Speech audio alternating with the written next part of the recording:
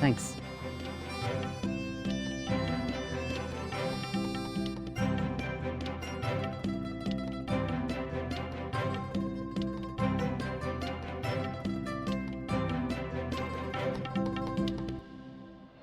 हे तू असं अर्धच का कापलंस? पूर्ण कट करायचं ना?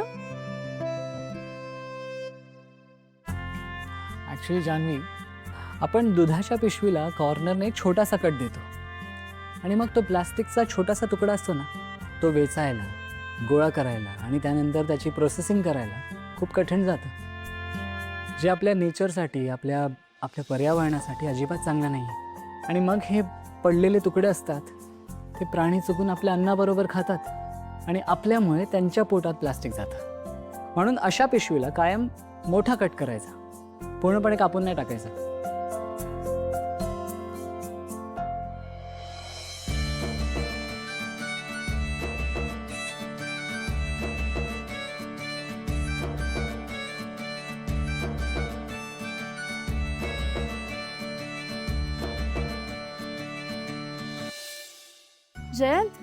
जयंत, अरे दूध पूर्व दिशेला उतू गेलं. ही खूप चांगली सहीन आहे.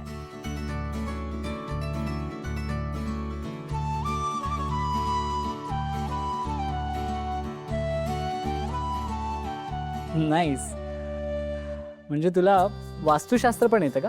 नाही, म्हणजे आईने ज्या चांगल्या गोष्टी सांगितल्यात ना, तेवढंच माहितीये. जसं की हे दुधाचं, त्याच्यानंतर किचन कुठल्या दिशेला असावं, झोपायची दिशा कुठली असावी, अंगणात तुळस कुठल्या दिशेला असावी, असं बेसिक माहिती. जयंत, अरे हे सगळं तू का करतोयस? दे ना, मी करते. अरे जान्हवी, कम ऑन. मी काय आणि तू काय, हे घर आपल्या दोघांचंही आहे ना.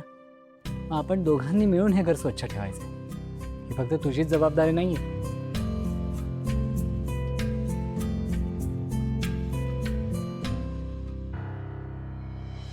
जयंत, एक सांगू, मी ना कधी स्वप्नातही विचार केला नव्हता की मी एवढ्या मोठ्या घरात राहायला येईन. एक मिनिट. जान्हवी, तू इथे राहायला आली नाहीयेस. राहायला पाहुणे येतात. तू इथे कायमची आली आहेस. ओके, म्हणून तू इथे हवी तशी राहा, तुला कोणी त्रास देणार नाही.